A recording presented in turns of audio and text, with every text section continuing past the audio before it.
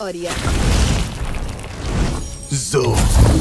कहानी की शुरुआत में हमें ओली नाम के एक पूकू को दिखाया जाता है, जो कि इस समय अपने परिवार के लिए फलियां इकट्ठा कर रहा होता है। लेकिन तभी उसके सामने जैवेन प्रजाति की एक पंछी आ जाती है, जो कि इन पूकू की सख्त दुश्मन होती है। वो ओली पर हमला करने लगती है। ओली बेचारा अपनी जान बचा करके भागता है। इसके बाद सीन शिफ्ट होता है और ओली हमें अपने बारे में बताता है। वो हमें बताता है कि हर एक चीज जानने का एक कीड़ा होता है ना, वो कीड़ा उसके अंदर था। हर एक चीज के बारे में जानने के लिए वो काफी उतावला होता था। एक दिन वो तैरते हुए समुद्र के अंदर चला जाता है, जहाँ पर वो ढेर सारे अलग अलग जीवों से मिलता है। इसी समुद्र के अंदर उसकी मुलाकात बूगल नाम की एक मछली से होती है, जो काफी बड़ी थी और पूरे समुद्र में ये एक अकेली मछली थी। जैसे ही वो ओली की तरफ बढ़ती है तो उसी वक्त यहाँ पर उसके पिता आ जाते हैं, जो उसे फौरन समुद्र में से बाहर खींच लेते हैं। उसे डांटते हुए वापस घर लेकर के आते हैं, जहाँ पर हम उसकी माँ को देखते हैं, जो उससे बहुत प्यार करती है, क्योंकि ओली इनका इकलौता बेटा था। उसके पिताजी उससे कहते हैं कि तुम्हें अपने टापू को छोड़ करके नहीं जाना चाहिए। मैंने तुम्हें कितनी बार समझाया है, जब हम एक साथ रहेंगे तो बचे रहेंगे। लेकिन दिक्कत की बात ये थी कि ओली हर किसी पर विश्वास कर लेता था, उसे किसी से डर नहीं लग रहा था।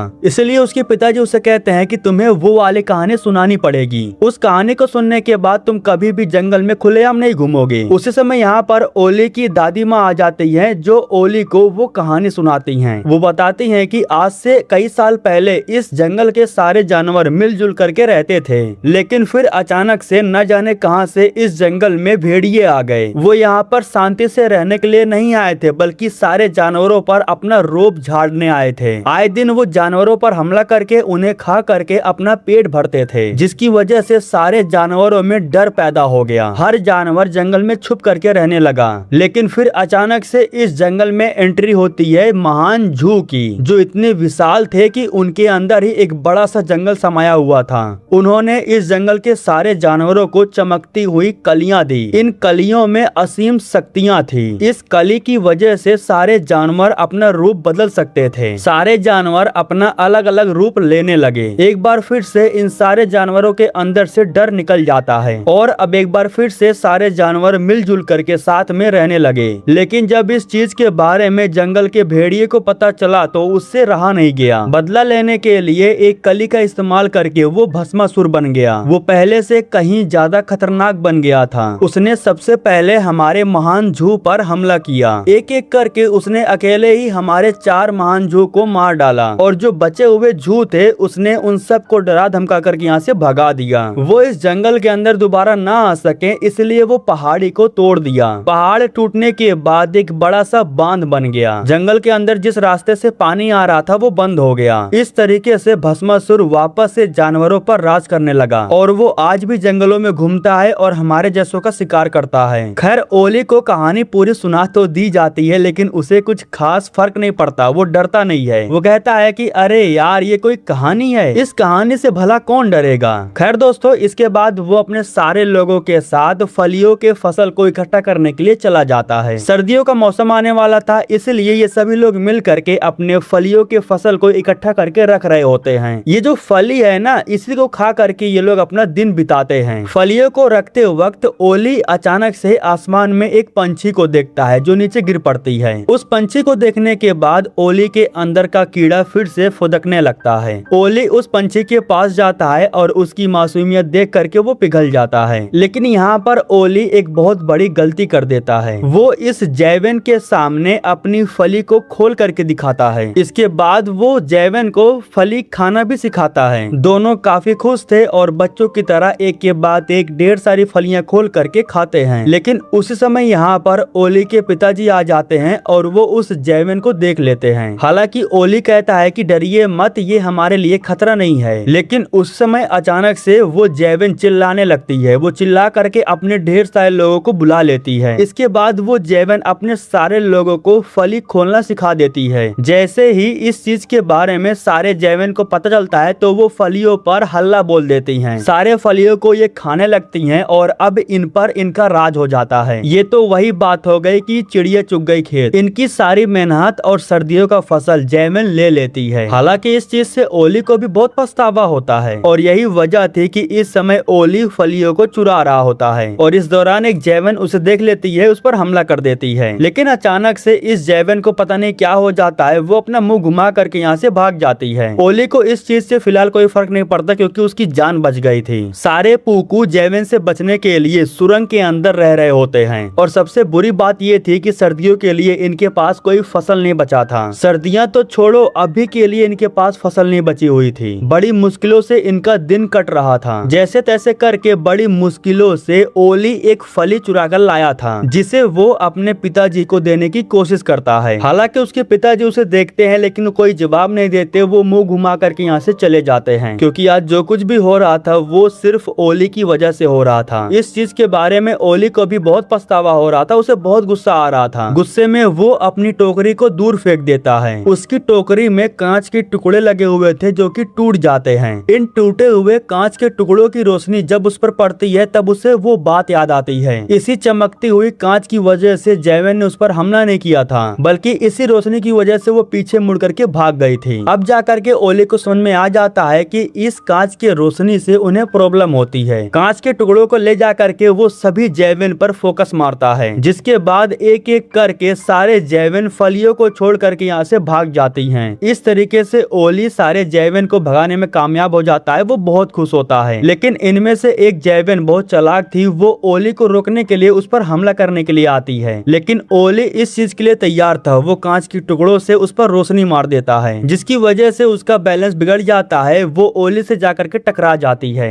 ओली बेचारा लड़खड़ाते हुए गलती से एक खाई में जाकर के गिर पड़ता है। वो नीचे जालियों पर जाकर के फंसा हुआ था। जाला टूट जाता है और वो नीचे लटकने लगता है। इस दौरान वो पहली बार उस कली को देखता है। इस कली को देखने के बाद उसे यकीन हो जाता है कि उसकी दादी माँ जो कहानी सुना रही थी वो सच में हकीकत थी। लेकिन फिलहाल वो इस कली वाले के चक्कर में पड़ना नहीं चाहता था, इसलिए वो बाहर निकलने की कोशिश कर रहा था। तभी गलती से जाला टूट जाता है और वो बेचारा उसी कली के ऊपर गिर पड़ता है। काफी समय बीत चुका था और ओली का कुछ अता पता नहीं था, इसलिए उसकी फैमिली उसे ढूंढने के लिए निकलती है। गुफा के अंदर से ओली की आवाज आ रही थी, इसीलिए सभी लोग गुफा के पास आ जाते हैं। लेकिन जब ओली गुफा से बाहर आता है तब हमें मालूम चलता है कि अब वो एक जैवन बन चुका है। वैसे तो ओली अपने आवाज में बोल रहा होता है लेकिन जैवन को देखने के बाद पूकू डर गए होते हैं। सारे पूकू एक साथ मिल करके इस जैवन का विरोध करने लगते हैं। ओली बेचारा पहली बार एक पंछी बना हुआ था, उसे उड़ने भी नहीं आ रहा था, इसलिए वो गलती से खाई से नीचे गिर पड़ता है। अगले दिन सुबह में जब उसकी आँख खुलती है तब वो खुद को सुनहरे पेड़ के नीचे पाता है। लेकिन दिक्कत की बात ये थी कि यहाँ पर उसके खानदान के कुछ और भी लोग आ गए थे। ओली जैसे ही उन सबको देखता है तो वो बौखलाने लगता है। ये लोग अपने बारे में ओली को बताती हैं। यहाँ पर हम आईवी और उसके दो बहनों को देखते हैं। एक चीज ध्यान देना, आईवी ने ही पूकू पर हमला किया था जिसकी वजह से ही वो जाकर के गुफा में गिरा। लेकिन फिलहाल आईवी को इन सब के बारे में नहीं पता है। आईवी उसे नया समझ करके अपने साथ जैवन शिला चलने के लिए बोलती है। जैवन शिला इनकी टापू है। आईवी कहती है कि वहाँ पर हमारे लोग हैं, वो तुम्हें ठीक कर देंगे। लेकिन ओली इनका विरोध करते हुए इनसे कहता है कि नहीं, मैं तुम्हारे साथ नहीं जाऊंगा। फिलहाल ओली बेचारा वो खुद से ही परेशान था। वो अपने असली रूप में आना चाहता था लेकिन अभी के लिए फिलहाल वो बहुत ही बुरी तरीके से फंस चुका था। ठीक उसी समय इन्हें भेड़िए की आवाज सुनाई देती है, इसीलिए आईवी उसे यहाँ से चलने के लिए बोलती है लेकिन ओली मना कर देता है। वो इन लोगों के साथ में जाने से मना कर देता है। इसीलिए आईवी अपने बहनों की मदद से ओली के शरीर पर गोबर रगड़ देती है। दरअसल इन्हें पता है कि भेड़ियों को गोबर की गंध नहीं आती है। इसी वजह से जब भेड़िया ओली के काफी करीब आता है तब भी वो उसे नहीं सूंघ पाता। इसी गोबर की वजह से आज उसकी जान बच जाती है। जब वो नदी के किनारे जा करके खुद को साफ कर रहा होता है तो उसी वक्त यहाँ पर बूगल मछली आ जाती है। बूगल उससे कहती है कि क्या हुआ बीड़ू, क्या प्रॉब्लम है? ओली कहता है कि यार मैं क्या बताऊं, मैं बहुत ही बुरी तरीके से फंस चुका हूँ। बूगल कहता है कि चल बता, क्या पता मैं तेरी प्रॉब्लम ठीक कर दूं। ओली कहता है कि वो एक जादुई चमकती हुई कली होती है ना, जू के पेड़ से वो निकला था। एक गुफा में वो पड़ा हुआ था और उसे मैंने छू लिया और फिर पता नहीं कैसे मैं जैवन के शरीर में आ गया। मुझे पता है कि तुम मेरी बातों पर यकीन नहीं करोगे। जिस पर बूगल कहता है कि अरे नहीं यार, मुझे उस जादुई कली के बारे में पता है, मैं तो इस जंगल में कई सालों से पड़ा हुआ हूँ। जिसके बाद ओली उससे पूछता भी है कि मुझे बताओ कि वो जादुई कली मुझे कहाँ मिलेगी। जिसके बाद बूगल उसे बताता है कि यहाँ से कुछ ही दूर पर जू की जड़ें फैली हुई हैं, वहाँ पर तुम्हें एक कली मिल जाएगी। इसके बाद ओली अकेले ही उस कली को ढूंढने के लिए निकल पड़ता है, लेकिन तभी रास्ते में आईवी उसके पास आ जाती है और उसे अपने साथ चलने के लिए बोलने लगती है, लेकिन ओली उस कली को ढूंढने में लगा हुआ था। हालांकि थोड़ा सा आगे जाने के बाद उसे वो कली दिखाई देती है। वो उस कली के पास जाने की पूरी कोशिश करने लगता है, लेकिन उड़ न पाने की वजह से जा नहीं पा रहा था। आईवी कहती है कि अगर मैं तुम्हें वो लाकर दूं तो तुम मेरे साथ चलोगे। जिस पर ओली कहता है कि हाँ हाँ ठीक है, मैं तुम्हारे साथ चलूंगा। इसके बाद आईवी उस कली को लेने के लिए सबसे पहले उसके पास पहुंच जाती है और जैसे ही उसे टच करती है तो गलती से वो बन जाती है एक पूकू। एक चीज ध्यान देना कि आखिर वो पूकू ही क्यों बनी, ये चीज आपको कहानी में आगे पता चलने वाला है। हालांकि जब उसे पता चलता है कि वो एक पूकू बन गई है तो काफी घबरा जाती है, लेकिन इससे ज्यादा तो दुख ओली को होता है क्योंकि सिर्फ एक कली बची हुई थी, वो भी अब नहीं रही। आईवी उड़ने की कोशिश करती है लेकिन उड़ नहीं पाती। इसके बाद ये दोनों साथ में वापस से बूगल के पास जाते हैं और उससे पूछते हैं कि हमें दोबारा से वो कली कहाँ पर मिलेगी। जिस पर बूगल कहता है कि इस जंगल में बहुत सारी कली है, मैं अक्खा जिंदगी इन कलियों को ही देखते हुए आ रहा हूँ। पानी में रह करके मैंने पूरा जंगल देखा है। बूगल बताता है कि तुम्हें पहाड़ों को पार करके झरने के पास जाना होगा। उस झरने के पास तुम्हें ढेर सारी कली मिल जाएगी, लेकिन वहाँ तक पहुँचना इतना आसान नहीं है क्योंकि वहाँ पर भेड़िए रहते हैं, लेकिन अगर कोशिश करोगे तो छुपते छुपाते वहाँ तक पहुँच जाओगे। इसके बाद ये दोनों साथ में मिल करके झरने की तरफ निकल पड़ते हैं, लेकिन रास्ते में जब ये दोनों एक छोटे से भेड़िए के बच्चे को देखते हैं तो एक छोटे से पत्थर के पीछे छुप जाते हैं। हालांकि इन्हें नहीं पता होता कि इनके पीछे ढेर सारे भेड़िए हैं। हालांकि जैसे ही वो हमला करने वाले थे तो उसी वक्त इन्हें पता चल जाता है और ये दोनों अपनी जान बचा करके यहाँ से भागने लगते हैं। इस दौरान ये दोनों गलती से पहाड़ी से नीचे गिरने लगते हैं। दिक्कत की बात ये थी कि ओली को उड़ना नहीं आ रहा था, लेकिन आईवी उसके साथ में थी जो उसे उड़ना सिखाती है। उसे बताती है कि वो अपने पंखों को किस तरीके से हिला करके उड़ सकता है। ठीक वैसा करने से वो आसमान में उड़ने भी लगता है, जिससे इन दोनों की जान बच जाती है। झरने के पास पहुंचने से पहले अंधेरा होने लगता है, इसलिए ये दोनों एक बड़े से पहाड़ पर जाकर के रुक जाते हैं। वैसे भी रात में उस कली को ढूंढना मुश्किल था, इसलिए ये दोनों यहीं पर रुक करके रात गुजार करके अगले दिन सुबह में कली को ढूंढने के लिए निकलने वाले थे। इस दौरान इन दोनों के बीच में ढेर सारी बातें होती है। आईवी कहती है कि मेरा ठीक होना बहुत जरूरी है क्योंकि मुझे अपनी बहन और अपने सारे लोगों की देखभाल करनी है। जू के जाने के बाद हमारे ढेर सारे लोग भूखमरी से मारे गए। जू की वजह से ही हमें खाना पीना मिलता था। हमारे सारे लोग मरने के कगार पर थे क्योंकि हमारा जो खाना था वो खत्म हो चुका था और जंगल में कहीं पर भी हमारा खाना नहीं बचा हुआ था। वो तो शुक्र था उस बच्चे का जिसने हमें फलियां खोलकर उसे खाना सिखाया। आज से कुछ साल पहले हमारी मुलाकात एक पूकू से हुई थी जो बहुत ही मासूम था। उस छोटे से पूकू की वजह से हमारे सारे लोगों को खाना मिला। यह सब सुन करके ओली तो एकदम हक्का बक्का था। मतलब कि अब जा करके उसे एकाएक पता चलता है कि वो ये थी। वो भी यही सोच रहा था कि इसकी वजह से मेरे लोग भूखमरी से मर रहे हैं, लेकिन फिलहाल अभी के लिए वो आईवी से कुछ भी नहीं कहता, बल्कि एकदम से वो साइलेंट हो जाता है, यहाँ तक कि वो रात में सोता भी नहीं है। अगले दिन सुबह होते ही ये दोनों झरने की तरफ निकल पड़ते हैं, लेकिन जैसे ये दोनों वहाँ पर पहुँचते हैं तो इन्हें सामने भेड़िए दिखाई देते हैं। दरअसल इन्हीं भेड़ियों के सामने ही वो कली था। दिक्कत की बात ये थी कि अब ये दोनों आगे कैसे जाएं। अच्छी बात ये थी कि उस समय यहाँ पर बूगल आ जाता है। ये दोनों जल्दी से उसके पास जा करके इस समस्या के बारे में उसे बताते हैं, जिस पर बूगल कहता है कि ठीक है कोई बात नहीं, मैं तुम्हारी मदद करूंगा, मैं उनका ध्यान भटकाऊंगा, फिर तुम दोनों चले जाना।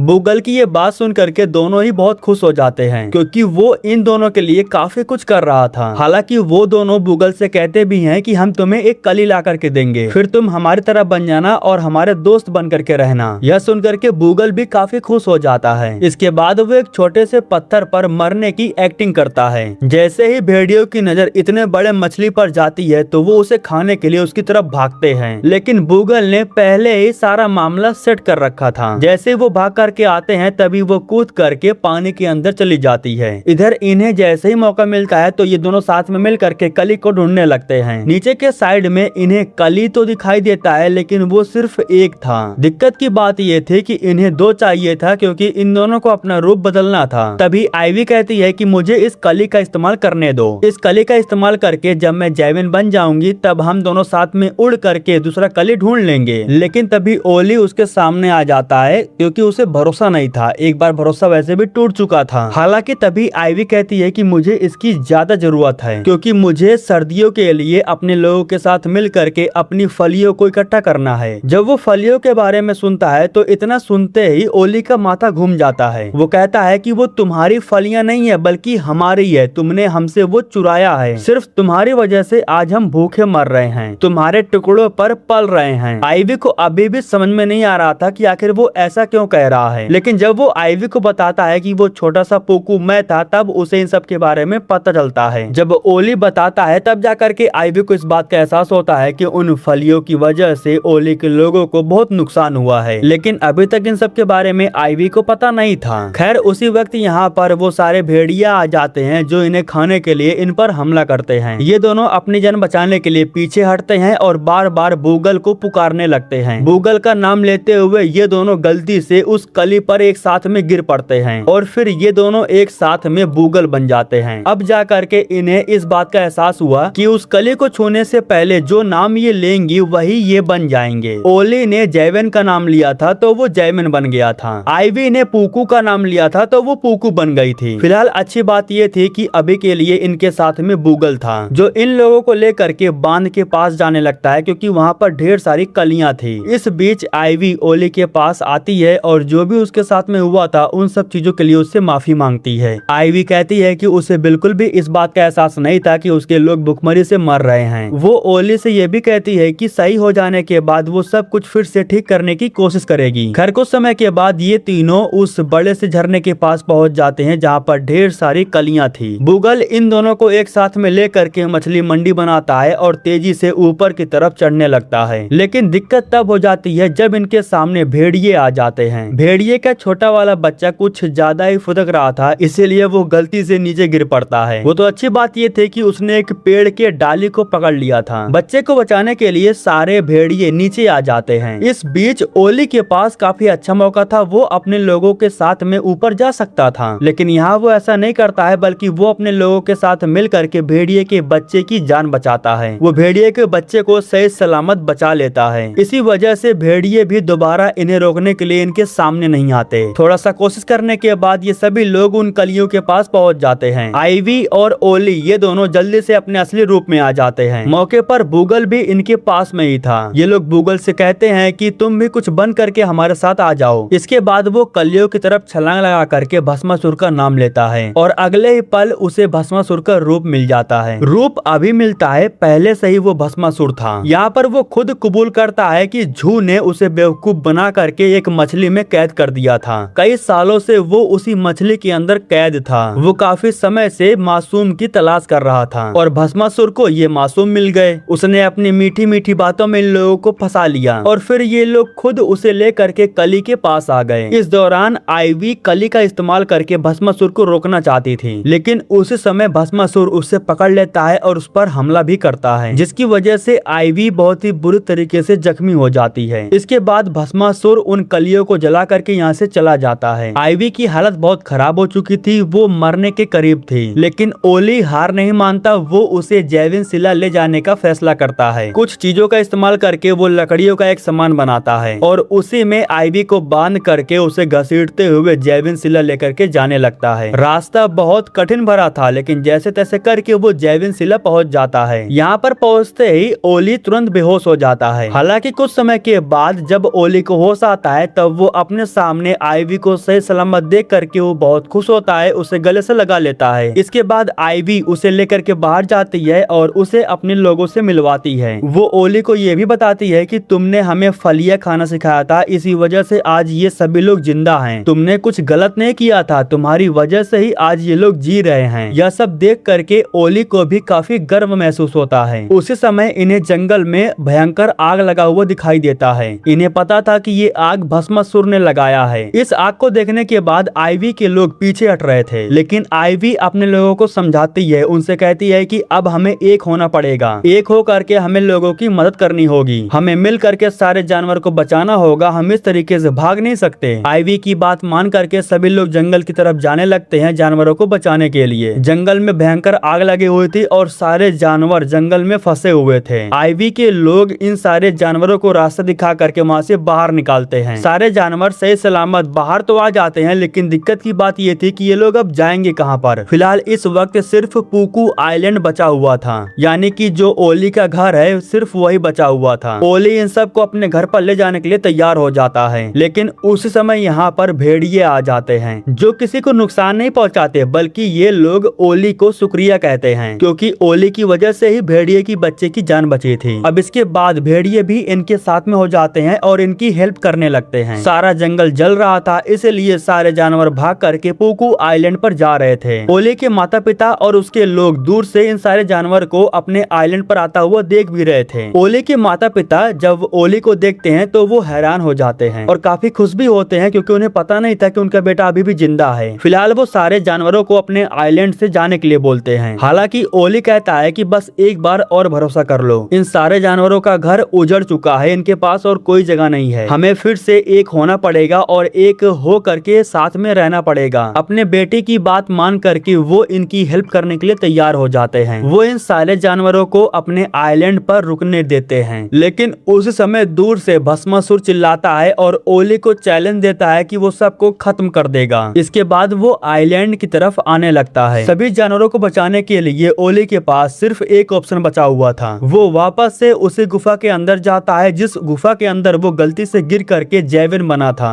गुफा के अंदर जाने के बाद वो जू से गुजारिश करता है कि मुझे एक और कली दे दो, मैं सभी लोगों को बचाना चाहता हूँ, मुझे आपकी मदद चाहिए। इसके बाद जू उसकी बात मान करके उसे एक कली देते हैं। कली को छूने से पहले वो जू बोलता है, जिसकी वजह से वो एक बड़ा सा जू बन जाता है, जिसे सभी जानवरों ने कहानियों में सुना था, उसे आज सभी लोग अपनी आंखों के सामने देख रहे थे। वो भस्मासुर पर हमला करके उसे दूर फेंक देते हैं, लेकिन इससे भस्मासुर की ताकत खत्म नहीं होती। भस्मासुर को जैसे ही मौका मिलता है तो वो जू के ऊपर चला जाता है और उन्हें पूरी तरह से जला देता है। वो पूरी तरह से जल रहे थे और नष्ट हो रहे थे, लेकिन तभी वो अपने जड़ों की मदद से भस्मासुर को पकड़ लेते हैं। इसके बाद वो बांध को तोड़ देते हैं। बांध टूटते ही भस्मासुर पानी में गिर करके बह जाता है, लेकिन यहाँ पर एक बुरी चीज ये होती है कि जू खुद को नहीं बचा पाते। उस पानी के साथ ओली भी बह करके चला जाता है। बांध टूट जाता है, जंगल में वापस से पानी आ जाता है और भस्मासुर भी मारा जाता है, लेकिन ओली के माता पिता ओली को खो देते हैं। हालांकि आईवी उसे ढूंढने के लिए जाती भी है, लेकिन उसे वो कहीं नहीं मिलता। कुछ दिनों के बाद सारे जानवर इस पूकू आइलैंड पर एक साथ मिलजुल करके रहने लगते हैं। इनके बीच में सब कुछ एकदम अच्छे से चल रहा था। इस दौरान वापस से जंगल में बड़े बड़े जू आते हैं। इनकी वजह से वापस से जंगल में हरियाली छा जाती है और इन्हीं एक जू के ऊपर आईवी ओली को देखती है, जो मजे से फल खा रहा होता है। आईवी उसे सही सलामत देख करके गले से लगा लेती है। ओली बताता है कि वो एक नदी के किनारे पड़ा हुआ था। कुछ दिनों के बाद जब वहाँ पर एक जू आए तो उन्होंने मुझे वापस से अपने जादुई कली से जिंदा कर दिया। इसके बाद ओली वापस से जा करके अपने माँ बाप से मिलता है। ये लोग काफी खुश होते हैं और जू